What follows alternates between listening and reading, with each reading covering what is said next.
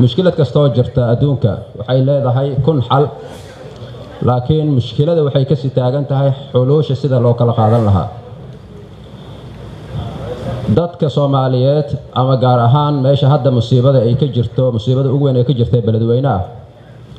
laba xaalad way haysataa qaarna daadad ay dhex fadhiyaan qaarna biyo la'aan ay ka cawanayaan waa arin waxa weeyaan mucjiso ah dhibaatada meesha taagan oo hadda la leeyahay in meydadkii banaanka ay soo baxeen oo waxa weeyaan musqulihii ay soo fataheen oo baale ay dhasheen oo biyihii isbedelay oo qatarta imaan karta ee cudur ah ay aad u daran tahay haddana waxaa jirta sida la filayo in daadadka ay kuwa ka xoogan kuwa hadda jiro ay imaan doonaan oo wili wax ku talagal aan laga sameyn waxyaabaha la yaab kale waxa weeyaan marka dad ayaa waxay ku dhex jiraan biyo way hareereysan yihiin waxa la leeyahay waxba laga ma qaban karo adar hadaadan wax ka qaban karin cid wax ka qabanaysa imaanaysa daadan creativity lahayn oo hal abuur aadan lahayn oo mushkilad ku hortaalo aadan xal u haynin laba mid waxa ku haayo oo cudur ah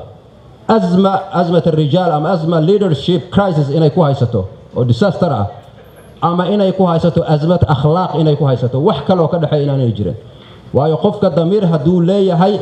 dadkaasi mushkilad kasto haysata sida uu ku badbaadiyo ma kari waynin waxaan jecelahay marka arinta si serious in loo waajaho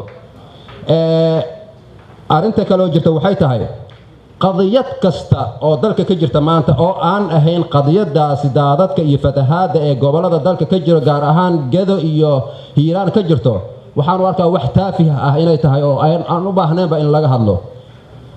shacabka Soomaaliyeed waa shacabka kaliya caalamka ka amaanan markay musiibad dhacdo inay iskaalmeeyaan laakiin waxa ayaan dara ah in dadkii lagu aaminay wixii shacabkaasi laga soo ururiyo in si qaldan loo maamulo oo aanay jiray ka sii xuntaa wiliba hadan aan la isdabagaleeno aan la xisaabtamaynin waa waxyaabaha mushkilada mar kastaba haysta oo wax kastaba aan dhigano xadith wala xaraj ka hadal maanta baritana ka tag oo aan la xisaabinaynin marka dawladda waxa la yiraahdaa hadeertan malyan ay ku deeqday gobolka Banaadir 100,000 ku deeqay shacabka Soomaaliyeed wax baa laga aruurinayaa xagee inta yay gacanta u galaysaa lacagtaasi sidee loo kormeerayaa haddii masaajidkii qayl ay ka soo yeertay ayna al-mafar xagee loo cararayaa haddii guddigii la magacaabay isagii uusan maanta xal keenin xagee loo magacaabayaa ilaa annaga waa ka soo jeednaa guddina kamid manihi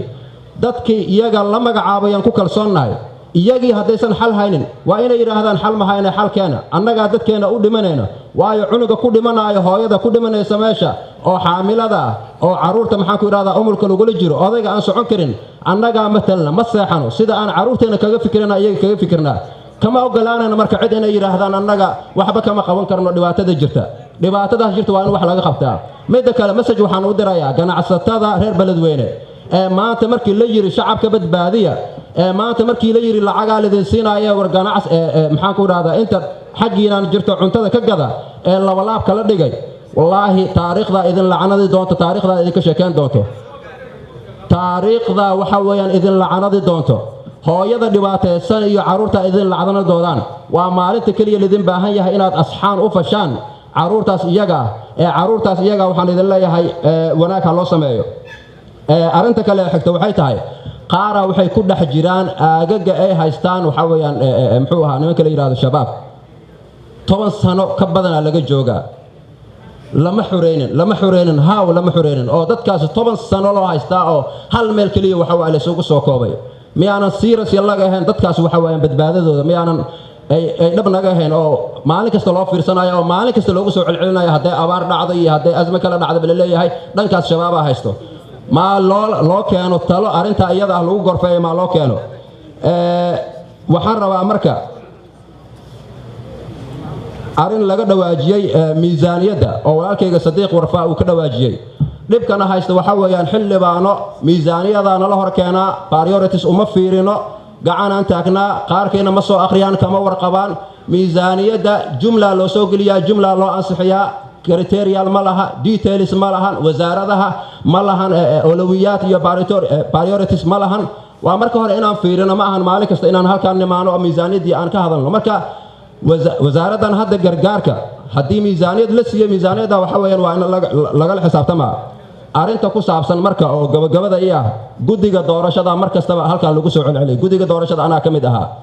anigaana aaminsan dadka ugu horeeya la xisaabtama inaan noqono xisaabtankana diyaaran u nahay waana soo gudbinayaa xisaab celinna halkan aan idinku keenayaa shukran.